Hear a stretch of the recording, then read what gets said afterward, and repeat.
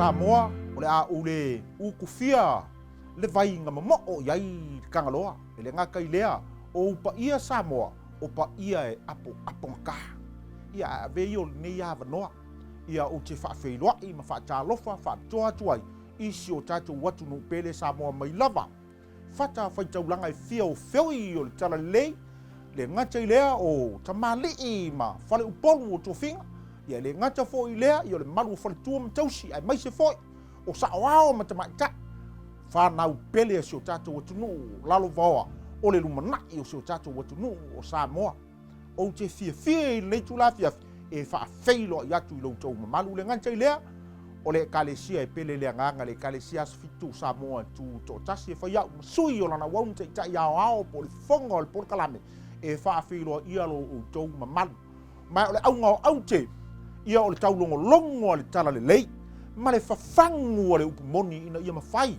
o na hala mai si o tātou watu no mai mea lilo le Amio Leaga o lo o filo ngia ilu tātou soifua tāpua o le autua o le tātou porkalame Samoa mo le atua e le ngata ilea o le au iliina e lana wau tai ao le sunga ia pasta ala i moana o Willie Papu o le upu valoanga ai sia Samoa ina ia e manino i mea ia o le atu lai mai manisi o mea ua whaapea o na o matu na valo ia e lana au auna ma ia whaamtala e ala i le fionga le atua le tawhea o le fine ma ua whaataunuina tausi asu urua i aso o le tātou i kalesia tele i Samoa e le ngata ilea na ia valo ia mta ua fo i ala i le fionga le atua e iai se aso e pulea i fita o malo ma ua a mata o na vaia o na mea se taimi fo i ma se tai ao e whaapena o na tūlai tono New Zealand nei ia al te talo Samoa wa au mai e le atua le upu valo anga whao ngā ina lana au auna taitai ina ia mawhai o na e manino ma tātou malamalama i nā Mea Lilo o na mātou talo atu lea ma lea nganga whaaloalo taimi mawanoa tātou te maua tātou te maimoa ina i le nei porkalami la mātou ai o i whaavanoa ina se i tū la mo le atua ma nā i tū la ma nau taimi whaalu mo le atua o ni taimi tā ua mai o ni taimi au ngā whetalai le atua e ala i lana fionga whamai o se wha mau nola o na oa whamai e maua ia luna winga a wha mau tātou taimi Samoa tātou te tuwhi tau whauina manuia o le atua o na tātou maua lea o le wha moe le ola e wha avavau le ngatai lea wala au lia sa uo pasi atu tātou porkalame ina ia mawhai o na maua e tangata o mau se o tātou atunu o hawa noa e moli mawina la tātou porkalame ma o porkalame le porkalame se loto e le whaapito au tasi fo i la nei kalesia o le porkalame mo se o tātou atunu pele o Samoa la mātou te talo anga le lei le tua i lau whaafonga mai o le vaenga o tātou sauninga o nei fiaf o le Mea Lilo a le Amio Leaga Patu a e fia manino i le Amio Leaga lea le Mea Lilo a lo fangia matua tuli tatao mai lava le tātou porkalame au e te misia le avanoa lea e te manino ai nei Mea Lilo o mene na tā ua le fionga pa ia le tua sa nau le au profeta e tuli a ao mai malatou fia mai moina ma mai tauina ma fia ai i le whātau wina o le upu valo anga e amu ia o e Samoa ua e maua le avanoa tātou te ai i le whātau wina o le upu valo anga ma la mātou talo whamanuia tele le atua Samoa i lau mai moa whaafonga tapu ai mai i le swafo Yesu. Amen.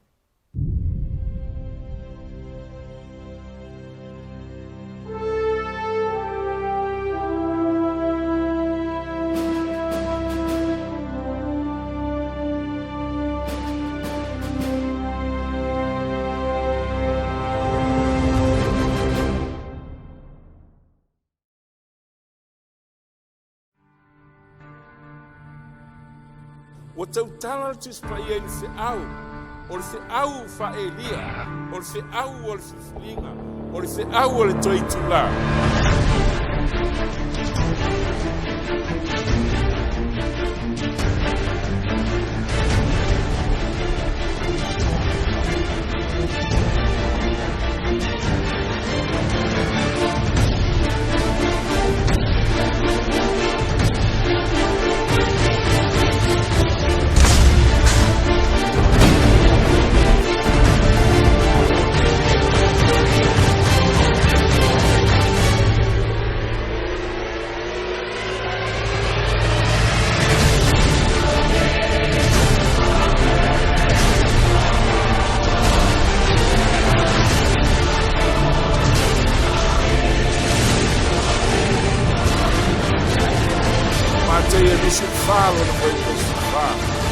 tala ina atu fōle nei tala le nei o le malo. I le atu lau uma, e whai mokori mau no uma. No o mai ai lea o le ngata anga.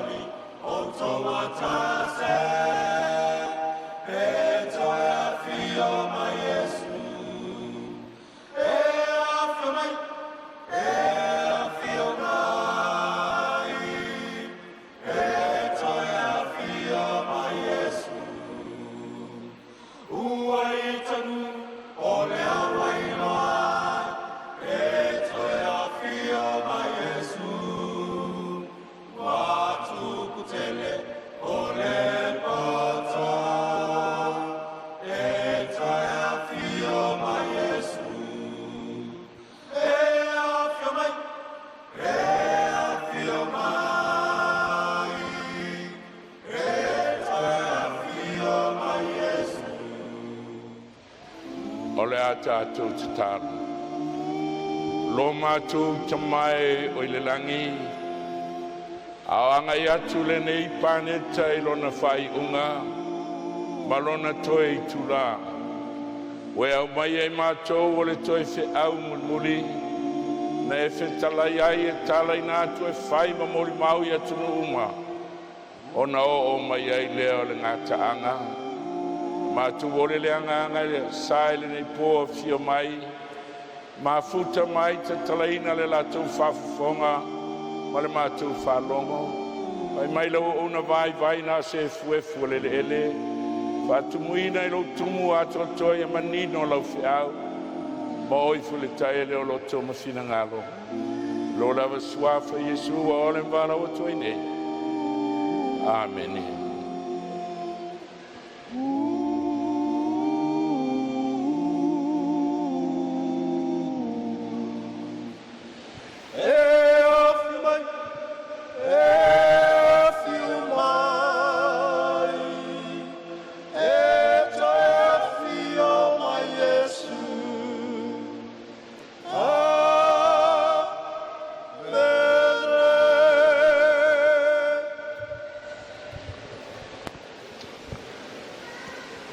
Tu o la tātou tau pune fiafi. O le whi au sili o na matautia le atua mo le nei pāneta. O lo tātou auna i se atua e tumu i le alofa tunoa. A le whi au le sau li taimi whai. O le whi au tu sao. A whai e te le talieina. E te tali le tō sau i nga ese o le atua. Tātou la mai le mtau pu pol nei. Nau tau whaafonga le pol es freile le vanga mo mua. O le pol nei, o le Mea Lilo o le Amio Leaga. Se au sili lena ma tau tia le atua. O le ala vai nai vanga e tolu. As freile o le pol nei, ma le po a tae ao. O le a tātou manino ai. I lea fe au ma tau tira. O tau tino e le atua e whanol whanau o tangata. O e la tu te le talieina. O alo ngalue nei lava le Mea Lilo le Amio Leaga. O na se ia ave seina le o whalawe lave. Tau tala le apostolo i le taimi o le whenga inga fau. O amatana ngā ioi ai le Mea Lilo lea. Ai o lo whalawe lave ai le tala le lei. Ai ai le taimi na matala mai ai fafo. E whapena fo i le so. O lo te ngalue fo i le Mea Lilo le Amio Leaga. A lo whalawe lave le tala le lei. Ai el taimi e matala ai. Le aso e fio mai ai Yesu ma whao matia ai. O le tusi o tani elu sa tātou vai ai. E la tātou pai le upo le valoanga. Tu la fono o le whamatalaina o le valoanga. So se valoanga le tispaia e au mai whalua whatolu. A au mai tasi e le taulia e au mai whalua pe whatolu. mai le tusi o Peteru e ai tātou le upo le waloanga e sili lo na mausali.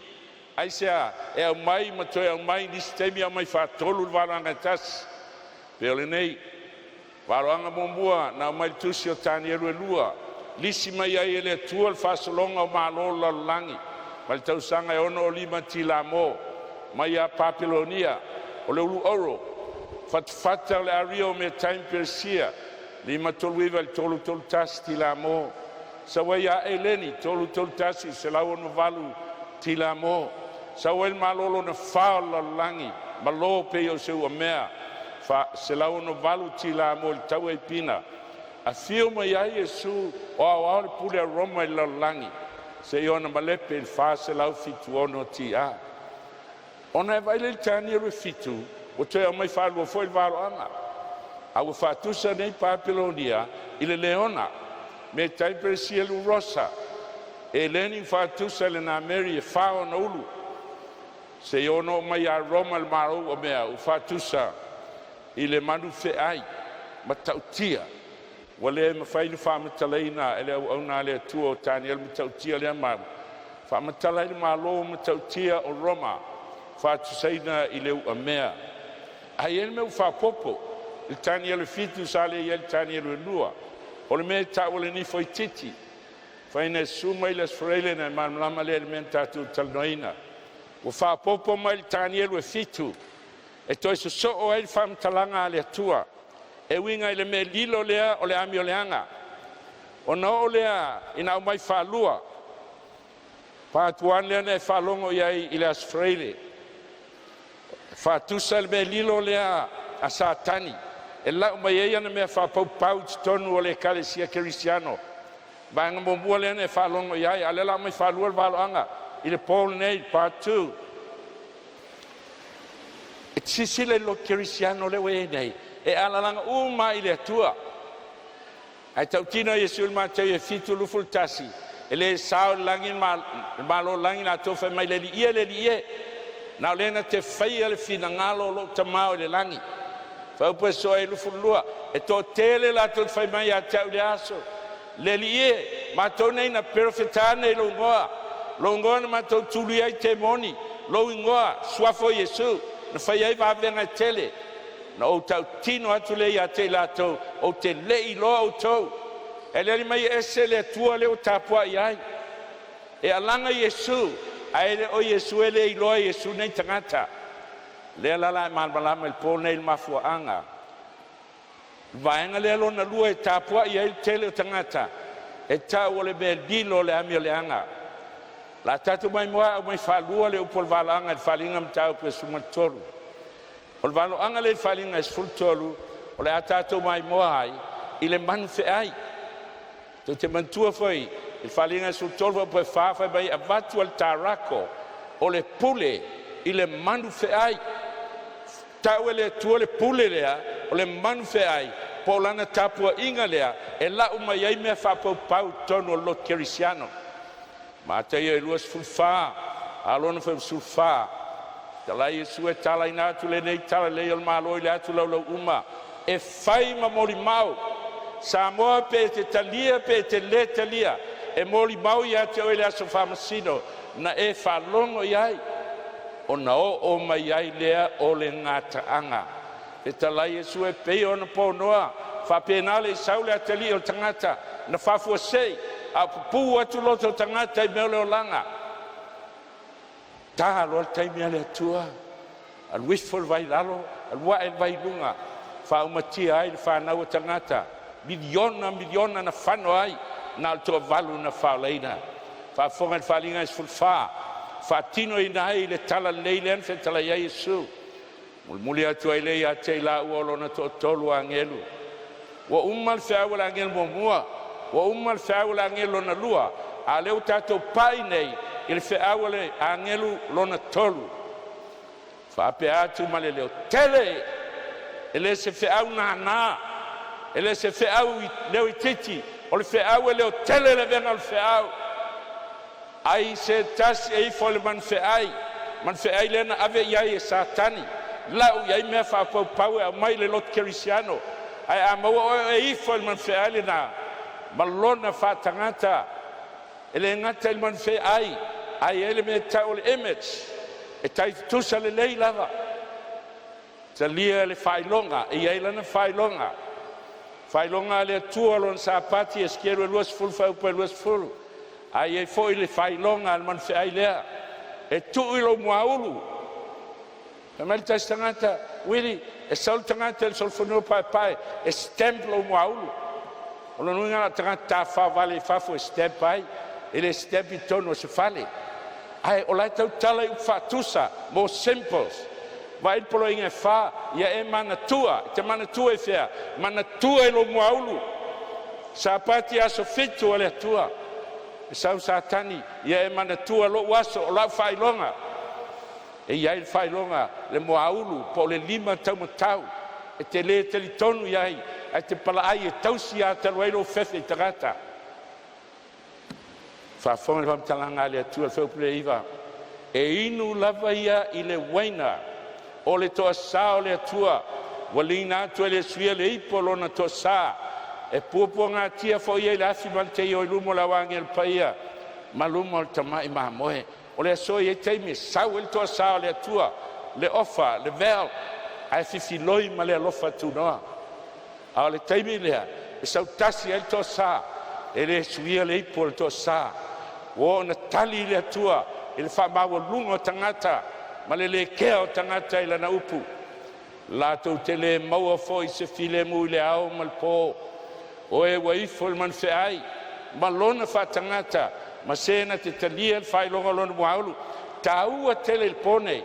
Na e loa po o ai le man feai. O ai le wha tangata. Le a le whailonga. Ai sea. E leo se mea e fea. Ona e oti se mea. Ai te le malmalama iai. Na mai le atua le fea muri, e wha malama o le mea tau le man feai, le mea tau le whatangata, ma le mea tau le whailonga. A maua ia te oi le aso, te whano. Whalinga e sulua sulfitu, whawhian tatou malama i nei mea. Whalinga e sulua sulfitu, eita fo il tarako le fine. Na alua tua i lea o ia tau mai la tau o titoio lana whanau. O e wa tausi polo inga le atua, ma ua taofi le mau ia Jesu. Te sili se tasi, Willie o l'alfa fine. Mai ia le amatanga, le kene se tolu fa pasulima. Fai mai le upo le atua ia satani le ngata. O oe, e whātumpul feitanga i le wā oe, ma le fafine. Oe le fine, o le kalesia le atua. O le sola na whanau, Jesu Keriso. Whanau mai le kalesia le tua. E na te tui momoina lo muaulu. Whanu ai oe satani e whavau. A oe e te tui momoina lo na mulvae. Na maliu Jesu sa tau whatusa e le tui momo le mulvae. Na maliu ana toi tu. Whafonga lai whawhine lea. E ita i e tarako le whawhine. Ai whai mai le upu al tispa ia. E sau satani. E tau mai o totoe. E sau le se fafine, o ta fea le fafine. E le toi tau le fine mse tarako. Ai tau mai o totoe o le whanau o le fine. Ta fea le fine, ta fea toi malisi vaenga o le whanau. Ai e toi mai. Lua me ilo ai. La tau te tausi polo inga le atua. Lua, e a te la tau le mau ia Jesu. Whawhonga. E tausi e le kalesia e tua polo inga uma se fulu ale tua e a fia i mal sapati. O na iai leo le mea lofa whapitoa ale tua ua ave iai. E tau o le mau iai Jesu. Whalinga is river for this fulu. Ia i fo i le tua a wā o le nganga o waloanga o le mau lea iai Jesu. Wa mai e le tua i upu whatusa le upu o waloanga. E whamatala i le Mea Lilo a satani. Leanga ai loa e pule na au mai ai ia mea. Iona taimi. E leo o mai lau tispa ia le ia te oe whaumutia. Au whamatala i le tua ma whamalma lama. I ki o le waloanga. I le whanau a le tua. Ina ia lato malma lama. I le Mea Lilo lea o le Amio Leaga. Oe o to toe o le whanau le fine. Oi la touia. O ta whea le fine. ai e toi mai vaenga muli ale so me le fio mai Yesu la tausi polo inga ale tua uma sfulu e fia i malsapati lua e ate ila tau ole mau ya Yesu po le nganga e whamatala i nai valo anga le tuspa ia i te whafo tausi polo inga sfulu se e nofo ama fau tu lou Samoa o lo ngutu male afi o te le tau tala e whareanga i se lotu e sai a te aluna mea pau almea o te tau tala o tau tala male le fefe i le upo le tua se e ma fau lotu uma i Samoa pe fiena lotu e tausi le aso fitu o le vai aso sa pati ai ova ai fia lotu o fuli e tausi le sa le aso momua e unoma se mau e tasi o tispa ia e tau mai ai fai mai le tua e tausi na ia ile me alo fale tua vai tau e o le kale si aso fitu na ingoa aso fitu ala o tausi le sa le aso momua ai ingoa le aso fitu so se mea te alu e langi po Amerika Australia e amata lo sauninga ma le langa al feau e pe o le ale faoso o misiona o Bible study o me se ese e karesia ta ofi el whanau le tua ia oane e o mai e whalongo le feau ne fa wala ina faoso sauninga le asfitu ia aisea tausia sa ta ofi ai tangata asfitu ia oti ai mela iai e uroma le leiloa o le tonga fiti poto a satani e whano ai. Te mana e tau atu te le lope e fiani o uso asfitu o iai. Te mana e tau atu atu e pe o no wola mai loto asfitu. E pele loto o le kale sieno wola mai ai. Pe i tai wawa ai tuspa ia ma le whatanuina o le valoanga. Ma le whaseina o le whanau o tangata. Nau le whewhelea e la veai. La ngā fio mai Yesu e le fesili po lale ngola u lotu. Mea nā satani u whai tātou, o whapele a tātou lotu. E a fio mai Yesu e fesili, tēnā e usi tai lo upu a le atua, pele ai. E iai ki o le valoanga, tolu me tāua, iai ki o le valoanga. E au mai whalua pe whatolu, whapopo mai nisi mea pe atoe au mai, le la tātou mai moi e le pōl nei. O ki o le valoanga. A tau matangi. Fai mai tu se Yeremia o tau tala I tau ma whalvelave. A tau sami po vai e tele whali ke sufitsu lima o tau tala I le motu o tangata me tumu wai malo la langi. A tau apa au o le whatusa o le sawa sawa I se e fast food toltas. A tau tupu po malo te mau al tani elu e sufitu tani elu e fit from sufitu ma lufu tolu. O tau tala I tupu po malo le atu lai mai. O ki al valoanga. E fai tau I ele lalo langi. Whapea o manu ai whae o mai le sami. Whapea la tau o ni manu ia o mai le sami. Al whanau le atua, wala tau loa, o le whasolonga o malo le lalo langi. E tu lai mai le matangi, tau o mawhalavelave. E tu lai mai I le me tele ai vai, po le sami, le atau Europa, tu lai mai ai malo le lalangi. Tani elu e lua, toi au mai whalua le tani elu e fitu. Au e ele meu whapopo, o whapopo I ele nifo I titi. Se folu tamta mai vai o tupua, se folu nifo, o le manwhi ailo na wha, a u whamatala nei, ele tuspa ia, le nifo I titi, o tupua e, fati e se ai nifo e tolu. Ta pule ne whafonga ele Australia. E tasi ale pule e whasino ele nifo I titi lea, o le pule a Roma pope. Whawhia le Vaticana. E talia le Vaticana le mea. A solua sul wha, tasi le a favor se lau I wha. Vatican admits 2,000 years of sin. Tautino le Vaticana la vai e sa. Silsila I le New Zealand Herald.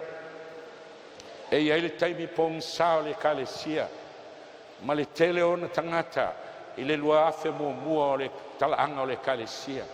I le taimi o le Inquisition, po le taimi o Sawanga, na o le sfuluono centuri, e te tee ai lotu protestano, to tele tangata kerisiano, I te tonu le kalesia katoliko, a toan protestano, o ele usta I whatonunga le lotu, fasiotia, to tele susuluina I le la au, faitau miliona le whanau le atua a le o tau tino la vel vatikana ia e leo alo langa le mwhaina alo ma le fionga le atua pola nei o le ola mai whaalua le valanga tusi o Daniel Fitu part 1 o le Paul Esfalele al part 2 le ola tatu vai ai wa mai whaalua le valanga la vai tasi a o sui simples o le ngata na sui a o whalau tele ina ia man malama le le tangata o le atua i sose lotu o e olo sa ili le atua ma le whamaoni valinga e sfultolu wha mua whafonga o tu leo ne one il matafanga na uloai leo le manfe ai walwa e nei sami e fitu ona ulu mona ni foi se fulu mantu ata ul sami tu lai mai le mesili na tu mai malo la langi o Europa al manfe ai lea e fitu ona ulu ele se manfe ai e fitu ni ulu au tau tala i fatusa e fatusa i ele pule lea le manfe ai lea fai mai o le ave ia e satani le pule e la mai ana me fa pau le lo kirisiano fitu ona ulu maona nifo e se fulu o pu mo lava le alu e ona nifo foi o paleli e se fulu o ona ulu foi o le ingoa fai paleli i lunga o nifo paleli o le ato tupu o le ato malo o se fulu malo na vai ai Europa ina ua malepe le malo na fa le malo Roma fa pelua o le manu fe ai foi ina e loa e pei o le na Mary ona vai pe o valu rosa malona ngutu e pe o ngutu leona SAMOA le ini man fe ai fa pea a o le meu fatusa ia le atua le ata o le pule le apo le man fe ai le o le ave ia satani le pule ina i ofi mai ai ma pule le lo tu kirisiano le langi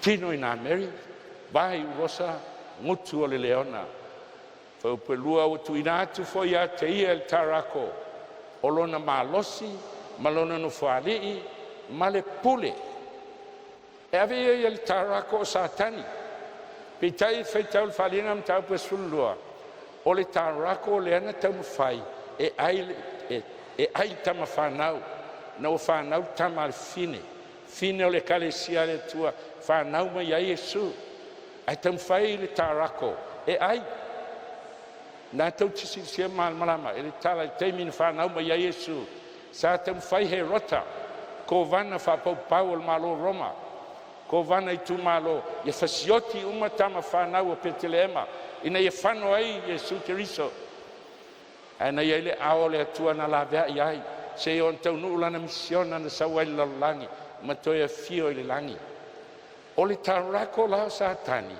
ai whaonga satani Roma whapau pau e au mai le pule lea i le manfe ai lea o ai le nei manfe ai e se fulu mea e loa ai se fulu mea i loa ai pe whanau ili le atua o le nifo i titi whapena fo i manfe ai se fulu mea u whamatala i le atua silsila tani elu e fitu se fulu mea na whamatala mai i le atua e loa ai le nifo i titi a leo sau nei o leo le nifo i titi a le manfe ai tino ina Mary ngutu i rosa vai ngutu i leona ai vai i rosa se o tātou mai moa ai se i whamatala i le atua le manfe ai lea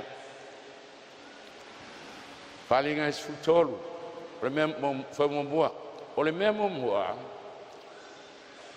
o le tino o lona tino mai e tino ina Mary vai u rosa ngutu i leona o manao satani e fatu le lotu lea po le sesem lea ai au mai le ngutu o le leona o i leona i tani e fitu Papelonia au mai a o onga whapau o Papelonia e palu fatasi ma onga Kerisiano e aveia na o onga au mai le tino le na Mary o le na Mary tani e fitu le atau Eleni au mai ana fausanga o fai sama ta mofie e fau ai le kalesia lea au mai vai o le rosa e ale rosa o le rosa o se manu sili na SAMOA fatusa i el malo me time persia fa pel talanga le history so se me wati evanga au me time persia le ngata fisioti uma tangata ta malo lo finem tamaiti ai fau ele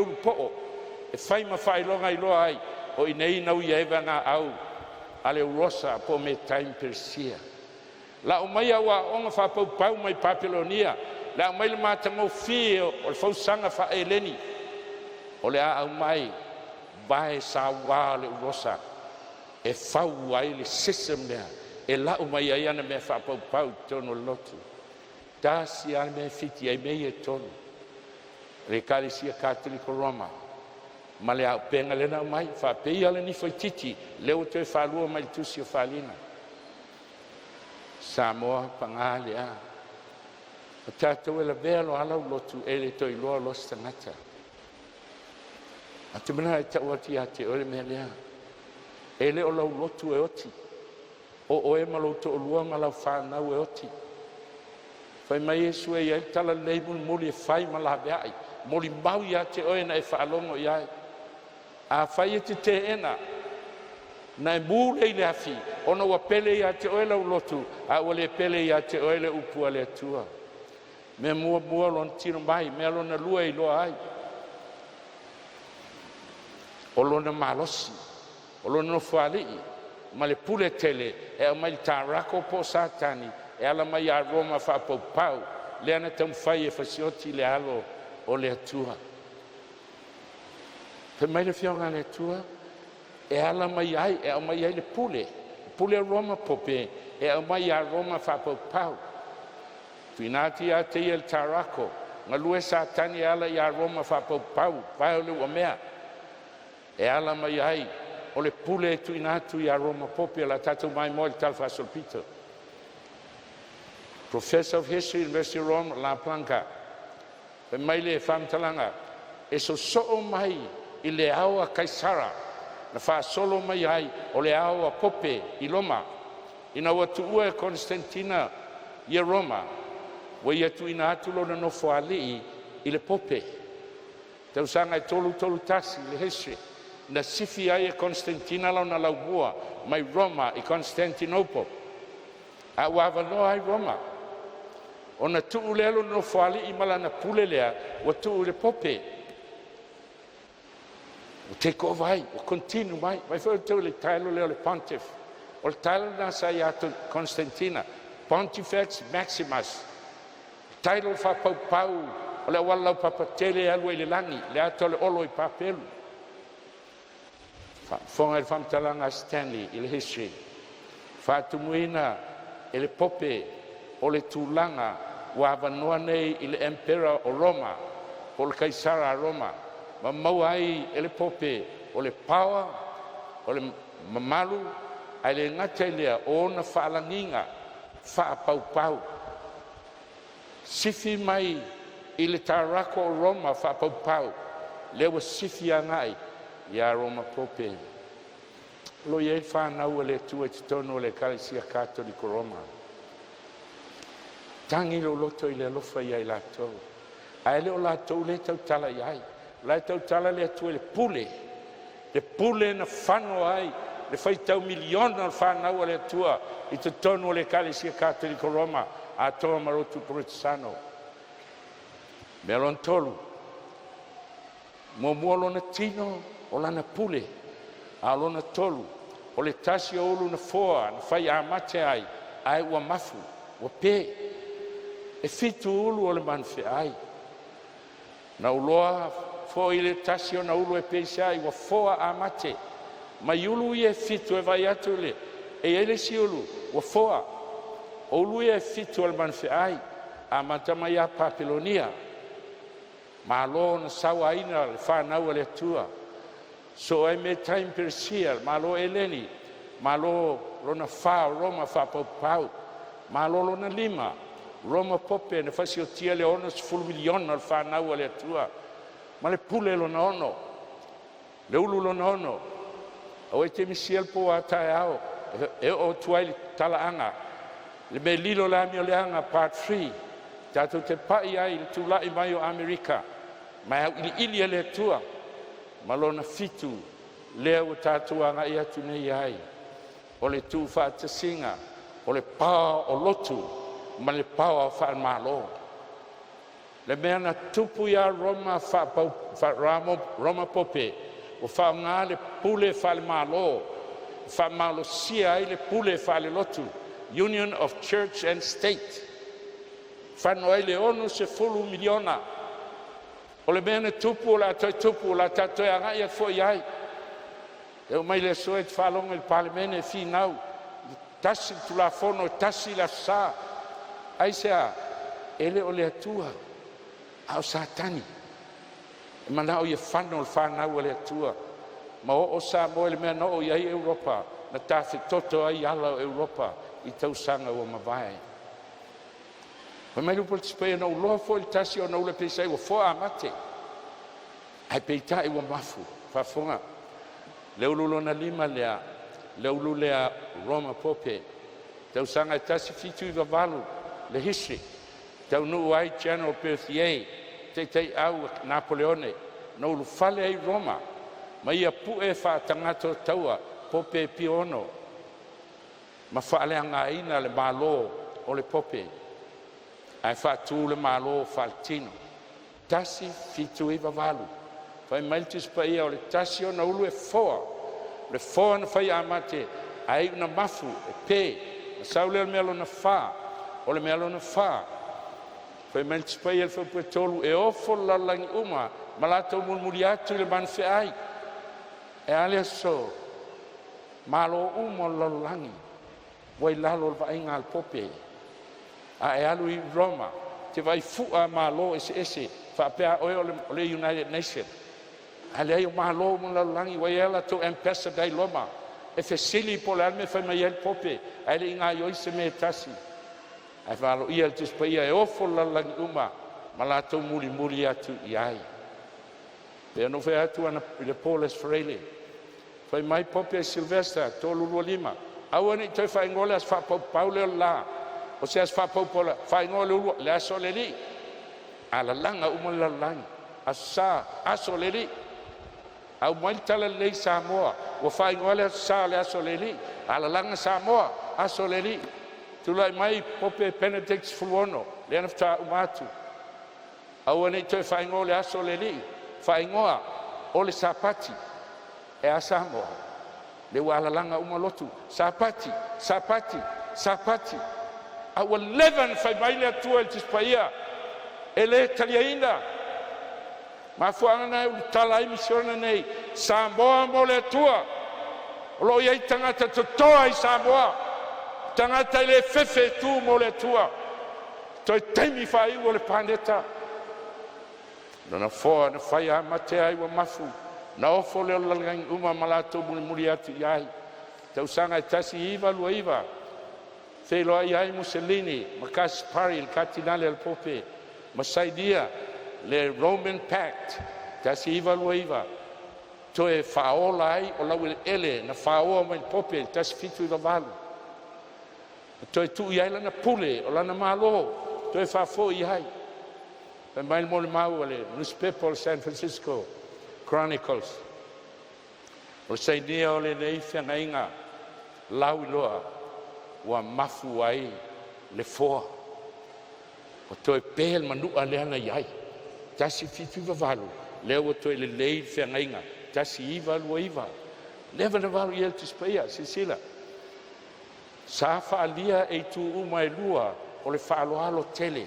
Le vao Mussolini, le malo Italia, ma le vao cardinale. Ale pope fia umai tu e lua si sila me tupu talu mai tasi iwa lua iwa talu mai le tasi iwa lua iwa sila ile mafu le foa o le toi fo ino le manua tasi lua iwa na vese mai ai na ve ai le tasi iwa ono o na mawai presidente pope mo mua na tu Sofia John Kennedy iwa tas fa solo mai lava.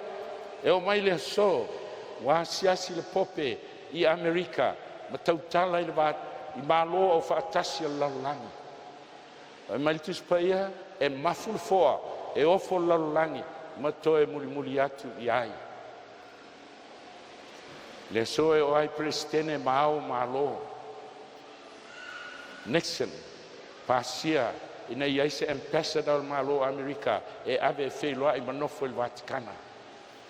E le fai Amerika se mea, ai le ibu muafi silingia le pope. Whaasolo mai ai, maliwa ia whaasolo mai.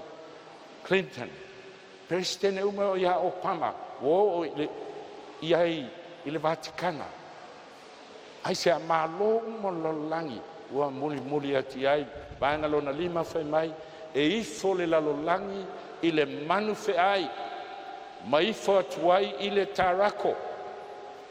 E usitai uma lalolangi le pule lea Roma pope, ma la to wifo I la sa fai mai ai le pope, ai la tele iloa, o la to wifo il tarako, o le ene tuinatu le pule le manu fe ai, o la to wifo foi I le manu fe ai.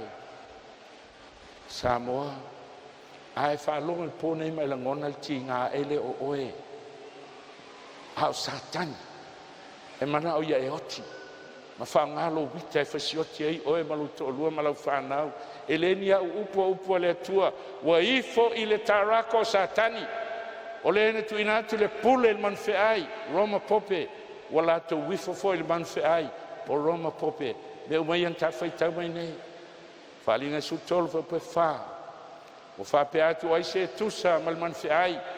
O ai se na te mawhaia o na tau maia. Muli o mai ai lalangi atoa. Whalonga le newspaper Toronto Star, Matia Soiva, te siva I valua. O mea umane tupu talwai nei Europa I sasae. E le mawhai o na whaatinoina. O ia mea e au noa mal tau mawhainga mahalosi a le pope. Aisia, whaafonga. Ai mei se tūlanga whaapolkiki na whaia e pope paulolo na lua I le bāma mālo le lalani. Mea umai ane te tupu I sarau tau sanga leang sau nei I Europa na taitaina e le pulele a Roma pope. Te ofo il mālo Rusia, mālo sa tau ma Amerika, tau vanga I le masina, tasi iwa ona tolu, a whio iai, wa malepe Rusia. Malepe e mawhai Amerikan talepe, an talepe le pulelea. Mei se tūlanga whapolkeki na whaongaina ina ia sui ai talaanga Europa e o mai lea sonei. Mea lona ono, se fulu mea e whamaonia ai. Wa tuina ati ai le ngutu e tau tala I uptele, ma upu whai. Na fsilea, whawhean tau tala Roma pope I uptele, ma upu whai I le atua. Ele o le lotu ea. Bati ate ia le ngutu e tau tala I uptele, ma upu whai. Tau tala lea o ia, wa upu leanga I le atua. Leu whalau tele le tispeia, walinga su tolu pa 5 leono. Ia whanoma e tolu mea, le whai mai tispeia wa upu leanga iai. Wa upu leanga I lona suafa. Wa upu leanga I lona whalewtawhai I le atua. Upu leanga I e wana nofo I le langi. Se tatu whafonga I se whamatala le tispeia. Ioannes fulfa pa tolu. Molia e uteia Yesu wa upuleanga. Tali mai uteia te whapea mai e le senga ruenga lei matfitongi ai oe. A le upuleanga. Le upuleanga Yesu. Wa oe o tangata au e whai oe matua. E le upuleanga Yesu langa o Yesu o le atua e le stangata. A e so sesi tangata ola e whai mai o ia o le atua. Po le pope po le a. O le upuleanga I le atua mea na. Whafongai mo mau mai tono le kaisia katoliko. Wa ia upuleanga I lona suafa. Mai le authority of the council, Robert Bellarmine. O suafa uma I tispaia e whaasino I a keriso. O ingoa umana e whaasino I le pope, ma whaangaina I le pope. Ia la tatou mai moi suafa I tispaia e whaasino I a Yesu. I tusio Isaia, iwa whaupuono. O wana whanau mo I tatou tama. Fo ina mai tatou le ateli. E leo na ua le malo. Tau tala ia Yesu. E ngofo ia. O le sili ese. O le whaipule o le atua malosi. Tamal whaavavau li o le filemu. O lona minga suafa uma ia sili ese. E ave ia Yesu. O la ua ave uma I le pope. Le ngatai lea. Upuleanga I lona suafa. Mātou te taofi lalangi nei. Le tūlanga. O le atua e ona le malosi umalawa. mai encyclical letters sa pope leolo na sutolu I tulau tolu o wha. O ana tau tinonga ia, e whamania hai, o ia o le manwheai le ana walo ia le tuspa ia. Tue whafonga. O le pope e le na o se sui o Yesu Keriso. A o ia lava o Yesu Keriso, o nā tia I leo fiufi o le tino tangata. Wale o Yesu Keriso lai le langi, a le Yesu Keriso le pope, nā tia le tino tangata. Upuleanga I lona suafa, luka I lima lufu tasi whafonga. Ona mana tunatu leo lau tisuma lau fariseo whapeane. Oi ele nei, wana upuleanga I le atua, upuleanga whawhea. O aina te mawhai na whamanga loina anga sala, wana o le atua lava. Ele upuleanga Yesu, o whai Yesu le whamanga loina sala nga o i o le atua. Au sestanga te ese ai, ele mawhai, na upuleanga I lona suafa. Whafonga me le tastusi, Groups of Brothers, tu sia Baltimore. Whai mailtis pa ia, e upuleanga, ele ngate le suafa, a lona fale fita whai. Fale fita whai e maa ngalo ai ang sala. A leo take over ia o wha maa ngalo e pātele. E il tangate laulangi mwhai nei wha maa ngalo ina ang sala. O le tangate le na, o le pātele e katoliko. Whai maile tua, e upuleanga, na o Yesu e mawhai na wha maa ngalo. O le atua lawa ia, whafonga malitusi, Dignities and Duties of the Priest. Volume 12, page 2. O le atua lawa ia na te langolangoina, le whaamsinonga alana pātele, e whamangalo le tangata pe whaasala. Sisila, le soonga, o le mau, le ngatei lea. According as they refuse, e tuso na lato te ena, pe whamangaloina pe whaasala. O le whai unga pātele, e mua lea, no si tai leo le atua iai. Whai meltis pa ia o le puleanga, le atua silsili ese, ai o si tai le pātele anga sala. Mene whai mele atua wa puleanga, e le atua e ona le malosi. Samoa e afe maafe tangata o le atua lai te tonu o le Kalesia Katoliko Roma. O la tau ele fefe tu mo le atua pe aona malmalama. Wa uma aso le valea o le atunu, e au pango le maa e tongi ai pe aita. Le aso wa tupu le malmalama, ele o lau lotu o tia oe ma lau tolua ma lau whanau. Na mai le atua le fe au, langa o lai ai toa Samoa, I lotu ese. Au na la tau malmalama ele fefe tu mo le atua.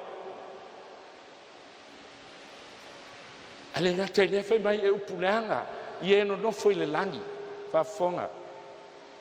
Malitusia tau Lucius Ferraris, prompter people fika. Ari kole papa, o le pope, wana o le pope lava, e ave I ele suafa, o le sili na paia, wana o ia lava o le sui o Keriso, o le puna ma le amatanga, o le ato o toanga, o le paia lava. Wai whai o tole, na o tātou talo le li. Atou talo, lo mātou tamae oi le langi. Mana o le atua, au e te tāpua I stanga taola I lau nei.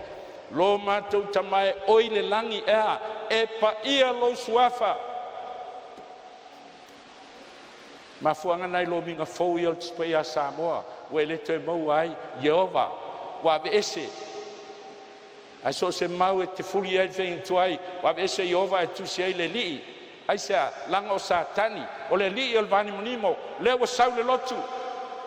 Ma lau mai ana mea whapau pau, ma ana mea pipelo, palu whatasi ma tusi pa ia. Na ia whano ai whanau o tangata, whafonga, wa na o le pope, ana whai e ma whai. Ona se a ngelu le whatua tuanga, wo o le langi le pule le tangata.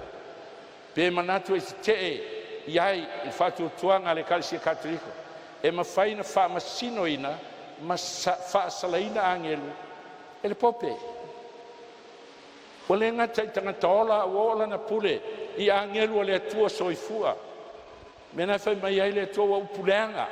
Puleanga le suafa, puleanga le falifta fai. Upuleanga ie wana nofo I le langi. Fafonga le falinga e sutolo e tal fa solo pea. Lona fitu o Mea Lilo ai. Pule e tau le taua ma le au paia. Ma ua manu malo.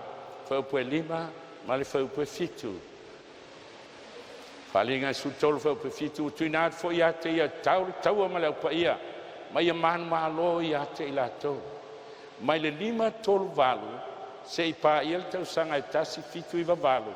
E tu sol tala fa sol pito. O le mea lea. Le wha mau le hisi.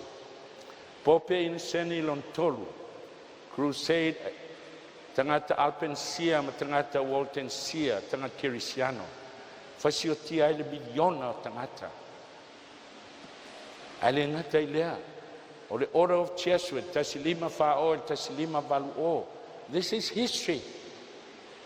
Ele di tala tau whaaleanga. Al tala moni, o mea le tutupu. Iwa se la wafe tangata Kirisiano, na fasiotia ele pule lea. Ina tausanga pe fast food. Time Inquisition. Fasolongo sa wanga inu. Malal fanga. La tau uma ele tagia pe te ila o onga al pope e fasiotia. Ono se fulu miliona al whanau ale tua. Na whano ai.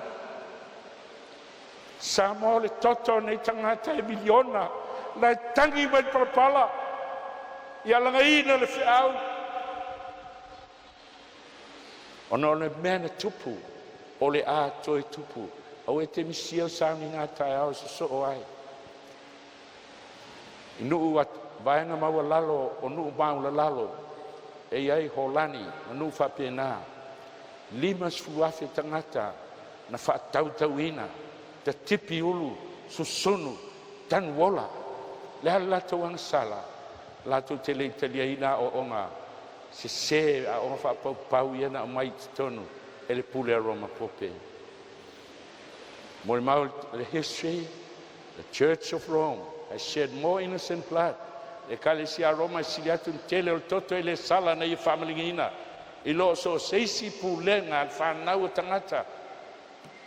Ono se fulu miliona. Fasioti nei si amani tangata yuteia na le ono miliona. Su sonu fa kesi.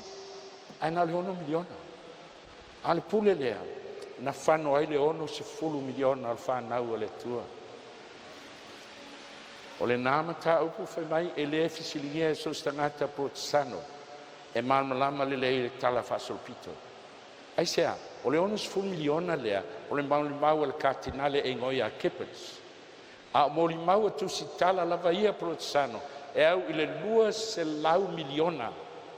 Tangata na fasiotia e le pule lea. O lona valu. O upuleanga i le atua ma lona suafa. Ma e wana nofo i le langi. I tatou pai ai i le vaenga lea. Si tatou vai i lona iwa. Lona valu tuinati e pule i tua inga ngana ese manu. Tatou vai i lona iwa. E sau aina le au paia i masina e fast fulua. O a masina e falua, man tu foi kia al valoanga. E skeru e fafa upu ono, e tu sa le aso e tasi, malea, male tausanga. O le aso, male tausanga. Fai maile o tus pai o fatau ina i ate o le aso mal tausanga. O le aso mal tausanga. Mon maile o tus pai e sa waina e Roma, ma pule Roma, i masina e fast fulua. Fas fulua masina fa tele le tolus fuluaso o le masina fa tus paia na e maua le o le afe lua se la uonas fuluaso po o tausanga o no fa mai le tua o le pule lea e au aula na pule na te fasioti la paia ale siciliese ma au aula na pule i le afe lua se la uonas fu tausanga ata tu vai le history mai le tausanga 5 tolu valu na fato i lalo ai e le taitai aua Roma pope le nuu e ngoia ostrokota sa te i ai na wao lole o lana pule mai le 5 tolu valu i le tasi fitu iwa valu le ana sa wel taitai aua frane o petia pu e whatangata pope piono ba umai sa wanga tano lao e to ese tasi fitu iwa valu mai le 5 tolu valu e afe lua se lau ono sfulu tausanga Peia na moli mautus paia. No walu America Library in Los Angeles. O tango le sue ai tua le mentupu le tasi fitu I vavalu. Sue el masina o fepuali. Ai sue atu. Wato atoa microficial tangata mawe ese. Tau fai sa tani e na le mea ne tupu. Langa e loa ai le wha maoni o tuspa ia. A tasi sila le melo na sifulu. E taitaina o ia wha tangata o taua. Se io na oti ai. Ma sino Februari tasi fitu I vavalu. Na la tuele tai au lea Napoleone o Petia, ma pu e whātangata o taua pope piono. Mai lupo tispaia ai se tai nis whātangata o taua, e alu lava ia whātangata o taua. Rona winga e le oti pope piono lea tulai mai le tasi fitu I vavalu. Whana e sesi po se me whapena, e ave whātangata o taua. Tau nul valo anga, ma sino Februari, so tai au farane. Pu e whātangata o taua pope piono ave I farani. Lua tau sanga o loka I whale pui pui, se io na maliu ai I whale pui pui. Mo le mau te spa ia, o na iunga ave whātangata o taua, e le se le fionga ale tua, e tau nui me uma. Se fulu mea, na umai tani elu e fitu, e ilo aile ni foi titi o le pule lea.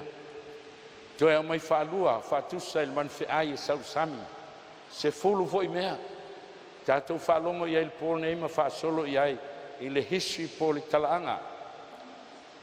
Talaanga o le manwhi ai lea, whai mai lea tua e ave I ai e satani o lana pule. Lea ua pule ai le lalolangi atoa. Palinga es fultol wa pu sutas. Na ulo fol tas man fi ai walwa e nai fanua. O leo tato vai nei wa uma Papelonia, uma me time Persia, uma Eleni, uma Roma fa pau, uma Roma pope, 5 pule wa uma. Ona so lo le valanga, le pule so ai fa fonga fa sutas. Na ulo fol tas man fi ai. No ulo fol tas man fi ai walwa e nai fanua. Wale sauma le sami, ai sauma le fanua. O loa fo le tasi man whea eu sauna I fanua, wai au nifo e lua, e pei o nifo sta mai ma moe. Au o tau tala e pei o se tarako. Vai atu iane e man whea ilea, e sau fanua. E le se ma moe, e whaisi la po o le bandu. Ai ai ona nifo e lua, pe o nifo se ma moe. Le ale man whea ilea lona lua. O tātou vai ai, o le whalinga e sfultolu.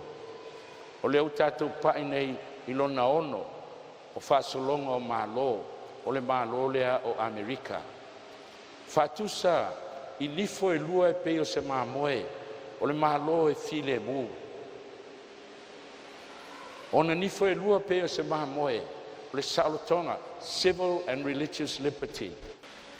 E le aise mtau psilina matau tia le tispaia, ma ita I satani, no launga I San Jose, California, foi atu local fai toa lai tua, le fai na loka, o tāpuni, e tiakono, ai le lokaina, e awha loa le fi au, ai malepe mai lalo le fai toa, ai sau I la afia me uli titono. Ta ape ma sauninga, iau tau lo fai tā tangata na tuli whamoana I me uli. Awa motu ai sauninga. O te ilo fai pone la o ti satani tam fai, po local sauninga nei. I te iwa e man balama e ola I malo to rua malau whanau. Tu lai main malo Amerika, whaatusa I le tua, I le manwhi ai, e e on nifo e lua pe o se mamoe. A e alui Amerika, ne vai lea o le Buffalo. O le Buffalo le manu Amerika tai pe o le kangalua Australia. Ta tele Amerika le Buffalo, e te le pe o le povi, a e lua nifo pe o nifo se mamoe. Tu lai mai Amerika le tasi fitu ono. E tau o le saltonga mai a Britania. Peitai, o le tausanga e fitu iwa valu, na whato atalia ai el malo farane. E a bea Amerika o se malo tuto tasi, an independent sovereign nation. Whatau nunga le valu a, e le mawhaina se. Whalinga e sultolu vau sultas.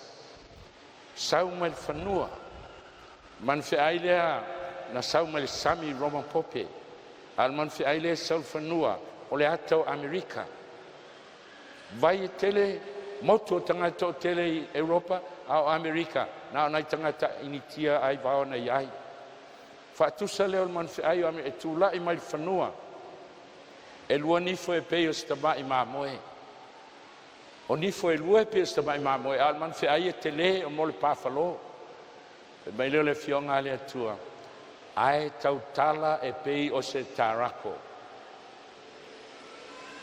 E fōlinga e filemu. Ai el taimi e tautala e pei o se tarako. E nisi o tau nai tau sanga mawai. Nau soai valele Amerika tu ilipia. Mauti ai a Katafi. Ana e whaalonga lai mori mauale. A newsman i Lucia. Na fisilingia. O le ase manatu a Lucia e le mele utupu. Ele i taua se taua po se ana na oso ana valele whaumatia al taitai o lisi malo.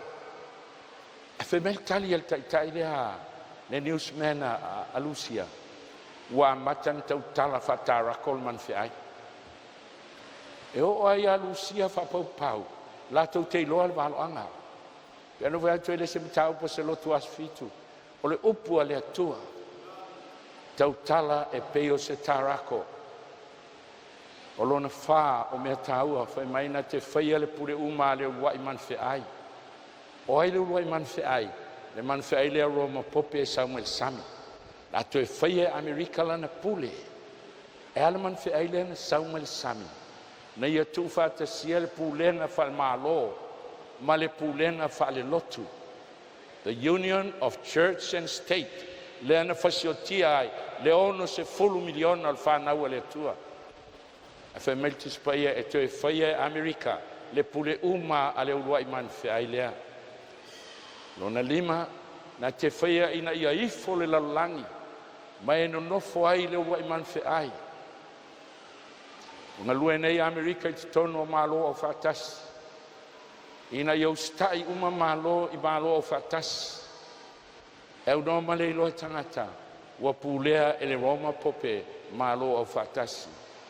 Na te whaia ina ia ifo lalangi mai anono fuai. Ono. E whaia e ia whailonga te tele. E luifo le afi mai le langi lalangi luma o tangata. O whailonga ma wavenga ia te vai ai. It's nothing. Compare me lo sau. Tau te mantua tala ia Eliam paala. A o ti paala fia tongi mai se afi. Fa mauni ai o ia le tua moni ana fa sa le tua. A le o mai nei temi fai. Fa tanga le tua. Tongi mai le afi mai le langi. Fa se e fa nau tangata. O le mana o le tua.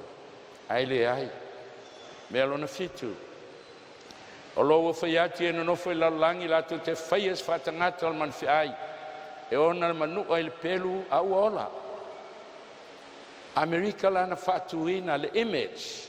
Paul whatangata o lesi pulenga e tūlai mai e tu tusa le lei ona whabae. Ma Roma pope. Whafoa. O mea whai lo aile amatanga o le whausanga o le whatangata. Peia na ui mai satani le lotu tulai mai Europa. E se lotu e tulai mai Amerika la vaia. E tulai mai le taimile o le tasi fitu i vavalu. E le tasi valu whawha. Taimile na tulai mai aila o te kaia. Le kalesia le tua. O lea lotu e tasi. E a fia ile lau tele o la langi. Ai tu tusa le leilo na whabae ma Roma pope. Sa usa ili le history. I se lotu tulai mai Amerika lava ia. I le vai teimi tonu ale na valo ia. E taima o le tolus fulu lotu. Peitai e lua lotu wa fia ila langi. O le lotu a sofitu o le toe e fia mai. Ai no su elo na whawai. E whawai lunga le tuspa ia.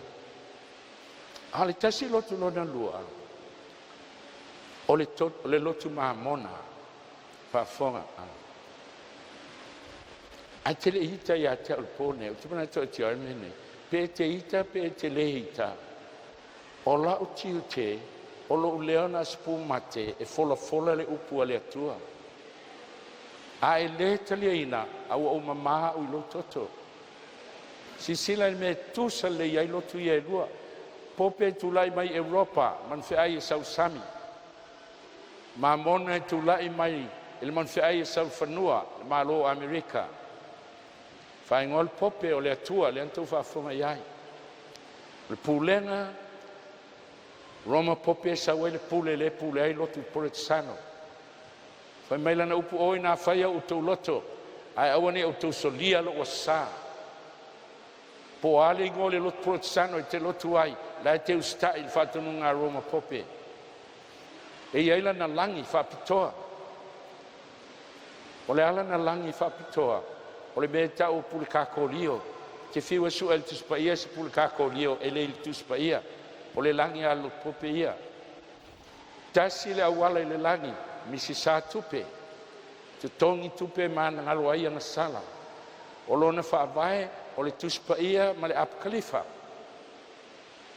tuspaia le whangaina e tatou ma le apkalifa e atia e ala tu aonga ngangana whapitoa ngangana latina whanga upu latina i le manmala mai tangata lautele ngangana latina ai fia iloa e le se ngangana setun o le ngangana tangata tapua i la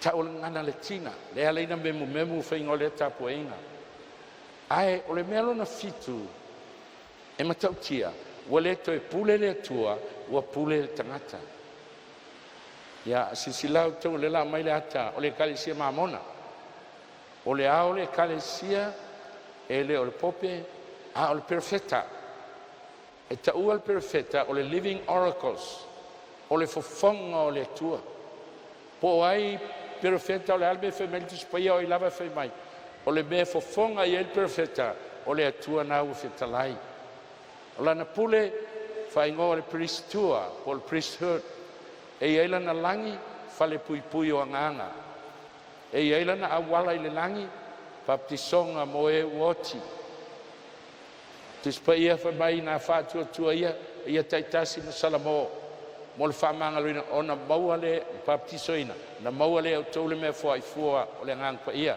na lue ngai lua tol valu al baptisonga mo e uoti e leise me fa pena al tispa ia tusi fa vai o le tusi pa ia ai te alua ma le preken pe a sao o na whaaliliwina a sau lole tusi pa ia e le whetoi pe mai e le sao na whaaliliwina a toa ma le tusi mamona ma le penina tau tele ma isi tusi le lotu watia e le kalesia te vai tu isi au tau matuale e fia lava o te le whaaleanga se lotu a au tau tala sao langa o lo wola mo le olo lo to lua ma la whanau e le whaalangalango i a te au po lau lotu e whaalangalango e le upu le atua whaangalenga ngana Peritania ea mai ai a o onga lai manu mai e se po o a o onga e le i tonu al tuspa ia u whanga u whapalangi celestial tino whaalelangi terrestrial tino whaalelalangi ai saul faliunga ole manuia o celestila ma manuia o telestila ha me fa po pau na ina tono fa nga ina o nganga foi maltis paia fa tu mai le fatangata ai tot si fia o tim sia po ataya ele na ele ma mona le fatangata a o ia na te amataina o ia na te amataina ai o atu falina su fitu wa loi malo to la langi tanga mele otu so se mea se malo la langi avia e ia atu la fono faptoa e fa sa loto ai missionare mamona e fewa e uma fo iatu fai tau tonga i Salt Lake City na avele train i le CIA a Amerika to e awina mai malato faua o me tupu le la langi mo le tu fata singa lea o lotu mo le maulea oktopa tasiva ona o i tu lau i suvalu ale presteno tough pension o ia lea o le perfetta le living ark va ai o mata i le presteno lotu pe fai atu ia te oe se me se fai fa manuia le atua ia te oe E leo tu spaia al me fa mai ai le perfetta. Le ngata lea Brigham Young University devotional o le radio KPYU FM fa fonga il famtalanga.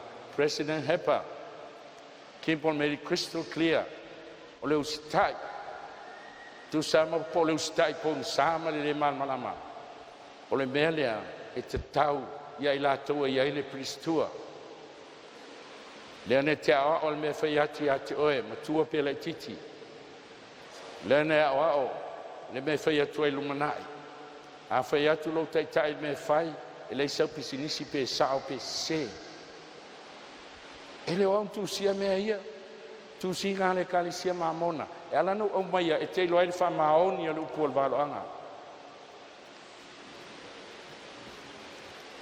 quotes by LDS leaders e tele tu singa ia tele bana mai mau e tatu taimi a fe mai la tu te nunga fa vai e le ai se tangata tama postina i le langa nei e ma faina u fale il malo fale langi e u normale io enga a Joseph Smita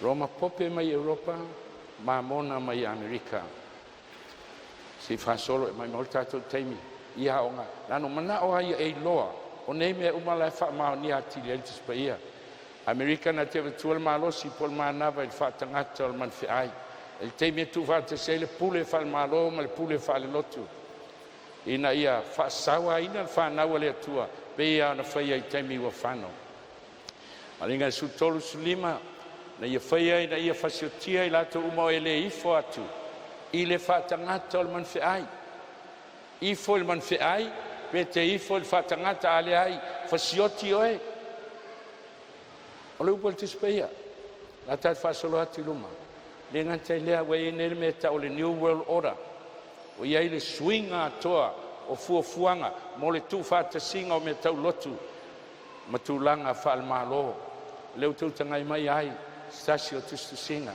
la tasil ngana tasil system il langi tasil ao o me tau lotu Roma pope tangata uma ele stala tam fain fata watu pe fata mai tasil lotu langi so tangata te ena wale ai se aunga tau ai to e ola le tangata pa fonga lupo matele pa tele ngoia malaka e Martin deu mali watu o tele tangata manatu ele saule ni world order pe tai ole ni world order wa ai nei wa matana palu va tasi tono fainga malo lalani palinga sultolo fa pesulono na te failonga ina tangata o mai o lato lima tamatau lima tamatau al fatu sole ustai pe tele talia le sa ai tausi le sa failonga o lima tamatau pole moaulu e te mana tuai le sa patio le tua pole sa pa fonga il fama failonga le tua yo tu fa pa ino sa patio fai ma failonga ya te mo to ye loa yo to au lavo yo valo to tua Sunday is our mark of authority. The church is above the Bible.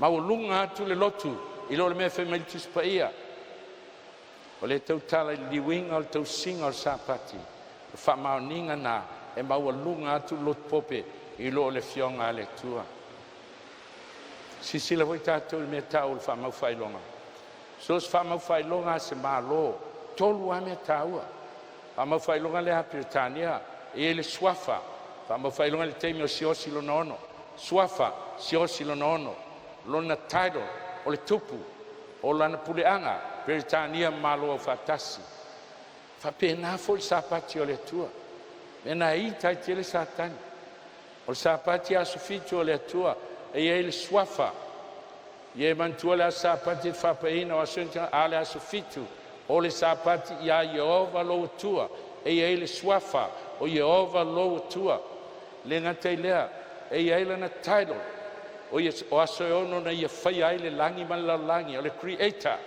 lo ia la pulenga o le langi ma le la langi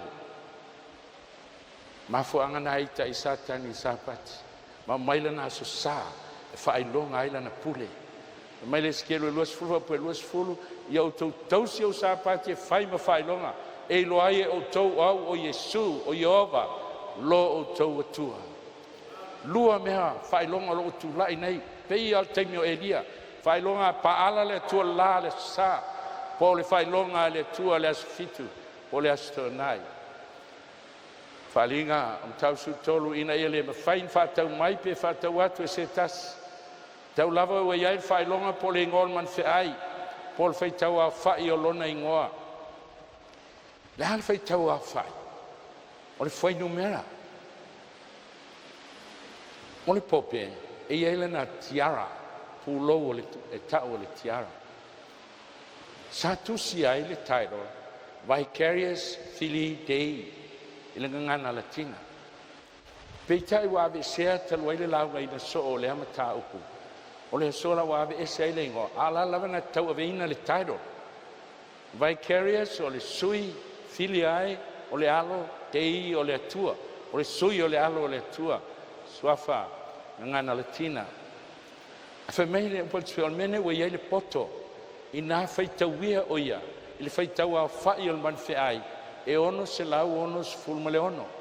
Nai tanga lea, e tu si lalo le upulea, Vicarious Filii Dei, via lima, sape se, ai e tasi, si e fia, se lau, o le ai le ai, o le are le ai, o le ai e tasi, o le u e tusa ma le vi, e lima, o le sa e le ai. Pafonga le filiai, le alo, F, fai le ai, o le ai e tasi, lai lima sefulu o ai taitasi e lua le tia lima se lau tei e le ta ele ai ale ai tas na tanga le fa popo tasi mal tasi o lua mal tasi o tolu fa iva sefulu su tasi mal lima us fuono tasi mal lima uono lima mal tasi uono se lau ono Fai mai le tua o le whaitau a whai o le tangata. E tasi a le tangata o le ao o le lotu. E whetau iai le maulea. E leo tau tala i se lotu. E leo tau tala i se malo. E tau tala i le tangata. Tulai mai nei le New World Order. Whafonga i le langolangoina le New World Order o le pūlenga le alpope. So lufuluono iuni, tasi iwa tolu. Se fulono articles na pasia e le fono le pope. Article mua le stasi e whatangaina i whalemeli e au noa mal numera. La numera uma tangata i lunga whanga ele. A ele stala ele so numera le mwhaina i whanga whalemeli. Le mwhaina i tue maua se ngā duenga. Le mwhaina i tue alu i se aonga. O lona wha o articles. So stangata ele awai so fata singa ele te mfain te fata watu pe fata mai e o normal numera fe malnga inga o New Zealand a le sa o numera le e te io e tau sila sa lo naiva o tangata na te le te lia le mea e matua fa salaina i loti fa malo sia le sa fa ilona al man fe ai sfulu Fatawa inga oa, le mwhaine te fatawa se mea, se wānawa i ailau whainu mera, we ioe tausi la sa. Sfultasi, tasi la wala e whai fataunga, ka ingo tupe, o lau numera. Numera ya we ioe tausi la sa, ai soli sa pati o le tua. Ari kol sfulua, pa wale me ese mai. O lotu uma po e karesia uma lava, e tasi le aso e tapuai la tou. O le aso sapo le ulu e aso e whata tau le numera. E tolo pulo i tātou palimea. Tui la epa. Tui la epa o tangata lo pope. Ai fiu le malo e tau mana o e sui sa pati i a tasi le aso. Ai tui e mo tangata Samoa uma. Ai ai le aso. E ai le aso lo sau e le te langona i nailo na leo. Na pulenga i al malo, ma tau e tafi toto ai ala o Samoa. O le mea tupu, o le ato e tupu, ma fuanga lewa o mai ai le atua le fiau. Fulma le lua sul tolu, o le mativa, e le fatu spirisi na mativa o le ao, iai pe ai le tunu na te ena. Le mfaina e te tuli banu pe te whangota se ilonga i elau numera. Te mangala inga, o le ai. E o lava i le mai avi le whalmai. E le mfaina talia pe a le sau numera. Samoa tatu talanoi taimi o tuana. Awa mai e le tua i le so. Langa o le mea na ui ai le lalolangi. Leo la tatu to e ui ai. Ai le o le aso e fio mai ai so. Pai mai le upol tispeia o ai se au mai ova. Ina sawia. Malu inga le watu le tunu. Samoa o ai se au mai Yesu. Yehova le whaintuai o Yesu le whenga fau. Ina sawia i atea. Alu ya Yesu. Tu mo Yesu. Usitai ya Yesu. Tusa pe oti ai. Ele fio mai su fa vasenga le ngola lotu le ai. Mena satani. E fio mai su fa pena italia le upo Yesu. Pe le ai. Ai se ha. Mai le tu se konito tai to tasi tato. Ma tu lunga o le fofa masino ale tua. Ala langa lotu ole au altu la fono ale tua. Au tato umai fa masino ina le aso. Italai Yesu ma te Yesu luva pe tol sulu. O se le au ia tia e au esele ia tia. Na le lua i tu pe fiafe lotu. Na le lua i tu tu mo Yesu ma le upo Yesu pe te ustai polo inga tangata ma upo tangata. Ma te Yesu lima feu po iwa e tapu ai fua mai la tu ia tia. Ilo la tu faima ma ta upu o polo inga tangata. Sa mo o le aso sa o le polo inga tangata. Ele se polo inga le tua. E pole nei mana o le tua te fili ai lo loto. Pe te usitai le tua. Pe te usitai le mea na fai al tangata. O le au o le filinga. Ma fu ana e fai u feng tuai fa mai. E to e sau Elia. Elia len fa fiangai ma perfetta pa ala. Ma perfetta a saira bal se la limes fulu. Tapuai ile sai le la.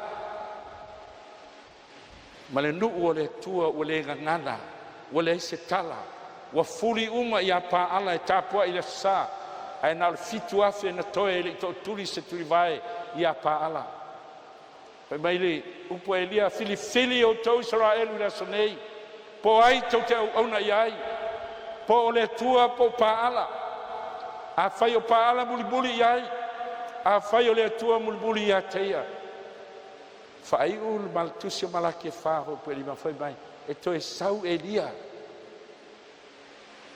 Ele oa o Elia.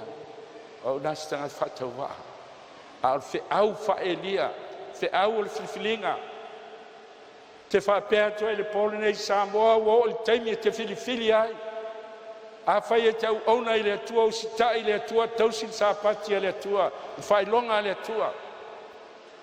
A fai roma popelo tua o sita ai. A fai maltis pa ia a ifol man fe ai. Wa ifol na tara ko tele o satani. Wa ia te oe le filinga. Sisile luai tu le so. Tangata tapuai. Tapuai le sapo le failonga al man fe ai. E tapuai il man fe ai. Tapuai na il tarako o satani. Man fe ai walua po fa mania. Tau tala le tua ia roma pope. Failonga le tua o sapati asfitu. Failonga al man fe ai. O le asa. A fai ele fale nei no uso le kalesia asfitu. Ba ai le fa senga. Lau e tau si ai le aso le pope. O le alalo manatu. Au le famsino. En faina e fa piatu. Le ame o ele usta ia tau. O le aso fitu o le sapati. Io e o le aso fitu foi le sa. O aina fai atu ai te oe. O le lotu aso fitu. Te leiva ai e ha o le aso sa e tasi. Ai no fai atu leila o tuspaia. Ai se ifo il man fe ai. Malona fa tangata. Ta lia fai longa lon waulu. E inu le toa sao le tua. E lei se mau le tuspaia fa pia mai. Se vanga nala le vai aso fitu. Le aso lefta ai loe Samoa le valea. Le mea le fa valea i tātou e satani i a tātou lotu. Na le lua i tu ai le tū mo le tua. Si tia le aso e firma Isu. E te tū mo satani. Ma e whano ai le aso. sisila tātou. E lua mea, te whiriwhiri ai. Tū mo le tua, pe tū mo satani. Whawhiana i loa, e loa i laso tapu ai. Sisila voi tātou le awhi mawhi o lotu lalani. Tau si mala sa. Se vana alfa na ua le tua. Te lai e sua e tō tele le ala in malaia. Tō tele e ui e tuai. Tō i titi le ala i le ola. Tō i titi e ui e tuai. Fe au le whiwhilinga. Tō i sau e lia. E le se mea fo i le o fo ai. Lua konideo su tai su wha. Awa o sa tani lava. Wali iua o ia e ia. Ma angelu al man balama. Ua lotu sa tani. Ale wala umai mea wha pau pau. Aso saan tapua i la le o tapua i la lai. Fia tau sanga, mai tuspa ia, o le aso fitu o le sapati. Anan fai mai a pope Silvestra, o le te fai ngole aso se aso le tua la, ala langa umala lang, o le aso le li. Fai mai ai, fai mai pope Silvestra. Fai mai pope Augustine 16. Awane te fai ngoa o se aso le li. Fai ngoa o le sapati. Alu ala langa uma Samoa. O le sapati. Le aso fa pau pau le tu le la. Na mai le pule roma popi tonu o lotu kersiano. Na mai le upo le tu e falinga su fa po iva. Na mulmuli atu ai le ate la uolo na to tolu angelu. O fa pe atu ma le tele. Ai se tasi e ifo le manufe ai. Roma pope. Malona fa tangata lotu uma e usitai ai tausila sa pope matalia failonga ilona mo aulu polona lima e inu lava ia le waina o le tosa o le tua walina atu le suia le ipu o lona tosa ai tau e tau ele I waltus pa ia fe aulea al falinga su varfo pe fa o lo ia le leo e leo le angelo na fa le ai e alanga le leo le angelo fa wa pa u Papelonia le ai tele ai sia o ia fainu o feinu no uma le waina le to sao le tua o nga se le ato lo cristiano ai fa longo le tasi leo mai le langi e leo le angelo a le leo Yesu silsila Yesu lo ia yon tangata I lotu ese. Fitalai leo Yesu lo nu ue yo to o ese ya te ia. Nenei fata sia o to yana sala. Nenei to sia o to yana mala. Samuel pone te sawa ya Yesu. Na o ia to tasi na maliu mo oe. Le maliu se lotu mo oe. Nau Yesu keriso e totas. Te tala Yesu e tala ina foi le nei tala le lei o le malo le atu lau uma. E fai mamoni mau inu uma. O na o mai ai lea o le ngata anga. Ruia te spa ia le tala I anoa. Te tala Yesu e pei o na ponoa. Fa pea le isau le atali o tangata. Sa langa noa mai e fau vaa le asau e lolo. Le ke ia tangata e lauto ina fau nei va tele luma maunga o ia si el san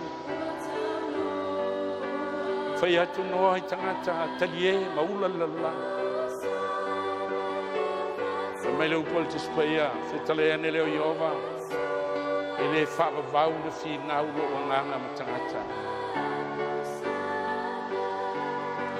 e le fa vau le fi na e pei ona pono e fa penale so la tu te e ma fi nau se io ona papa fa te tili ta emo wila al wi fol vai lunga la tele vai se me tau se timu talo fofa si tiel va sulu atu tangata tu il feitoa no te fiola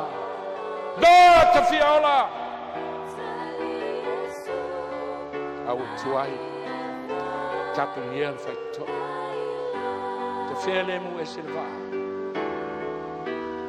ala langa tangata I lunga maunga papa au le siapa no o tai se au le falongo e le tō mamau na whaasale na lau meina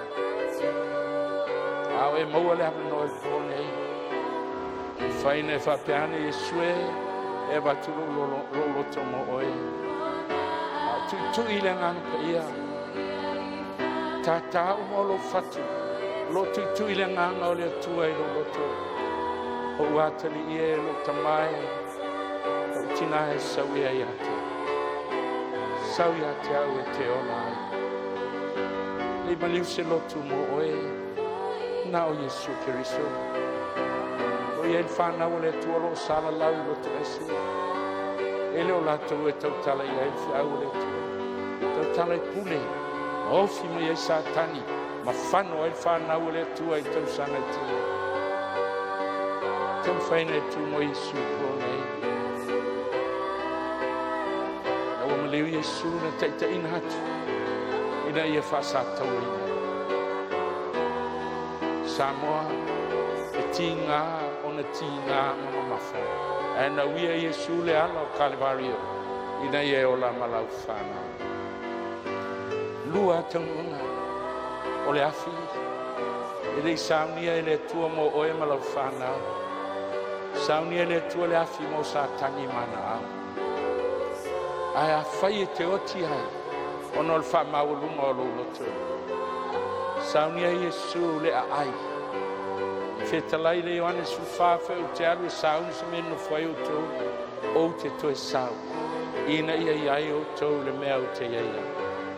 Lo tofi na Samoa, le Jerusalem fō, le ai o sauni e le tua mo oe. Na ie o lai malo ainga. Calvario na ie whatau i nai lo sufua. Whatau lona toto masa. Fōne i te talia ai o ia. E te aluatu le whaitoa e soa o Estavale, e te iai le langi whapei o le pantā. Tau lunga le sātou le lie mana tua mai au pe a e fio mai lo malo. Whai ati atu e le sonei as whrei le tate whatasi ma oe. A whea pe a fio mai Yesu. Matai tō fia ni se tū whatasi mao. O te tū fo iau i nei. Tū mo Yesu. O e tū no se lotu. Tu ona Yesu. Au sila le langi i lono whanga. Au sila le tua i a te oe. Malau whanau malo tōru. O lau tau tinonga i pōnei e mori mau le langi. Au sila le tua i lana whanga. Tu e se tas. Fia tu lai mai Yesu au sila le tua o te le titalo. O tasi so se mea. Lo mātou tamae o le lani. Mātou te leitu lai o no se lotu. Mātou te leitu lai o no se whaiwhi au. Mātou te leitu lai o no se tāpua inga. Pōa inga. Mātou tu lai o no oe Yesu. Nei maliu i Calvario ina ia mātou wola ma mātou whanau. Na mātou le whewhi ai le tu lai. Ta watu i ate oe Yesu mātou te alo lofa i ate oe. Mātou te lia oe o mātou o langa. Nei e whaitau ina i mātou lau whanau. Oe te tū mō lau fio. Ia vi alo suafa Yesu e whavavau. Ia vi alo suafa e whavavau lau. Amene. Tātou alala mai lalo.